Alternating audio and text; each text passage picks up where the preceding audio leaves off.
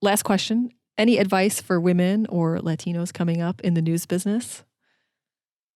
I know you're involved a lot at DePaul and the broadcast programs there. Okay, thank you for bringing that.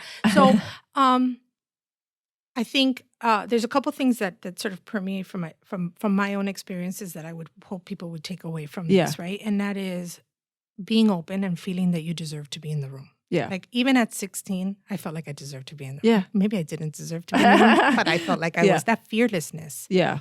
And that sort of, I belong, right?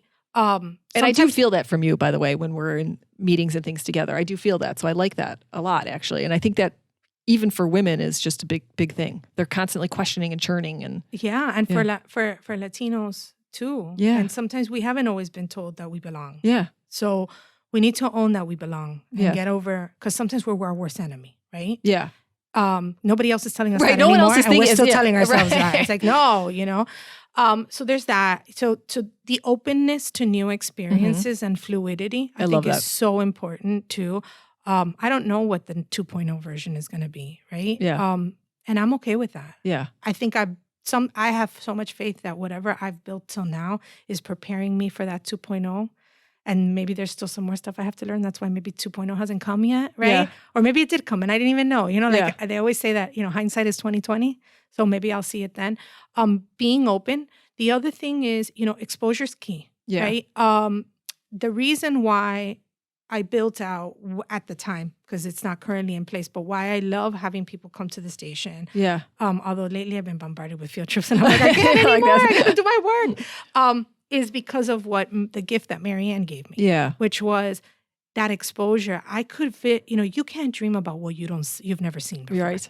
And so forcing yourself beyond that. Of course I get nervous. Like most people think all the time, they're like, oh, she's so confident. I'm like, girl, you don't know what's going on in there.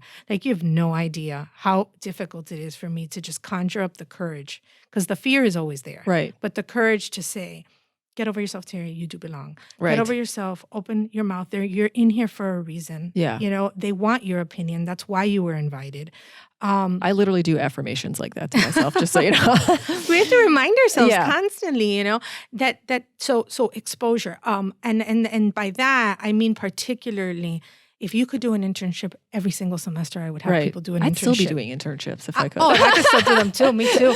And there's a couple things to think about, which is one, you are getting the education so that eventually you can drive results. Yeah. Right. I think success is made up of results capital and human capital. For a long time, I used to think it's just about driving results, but network is so important. Really it important. Really is important. You can't be all of one and none of the other. You know what I mean? Like it has to be a balance of both things, but it's results and human capital. Yeah. And so going to an internship, one is building your ability to get results eventually because you're learning. And two, you're building human capital. Yeah. So these people are the people. The way you get jobs is not always because some boss figured out you existed. A lot of times it's reference. Yeah. It's, hey, I know somebody, that hey, you've got an open position. I know somebody who'd be great for that position. And so give yourself the visibility. And the way to do that is really internships and also involvement. Involvement in like things like, especially for the Latinos and any government, any student association, but like NABJ, NAHJ, this is where you forge friendships. Yeah. And then you end up advocating for each other. Yeah. It also gives you the ability to show leadership outside of the norm, right? Yeah. You can work on a project that is a volunteer program.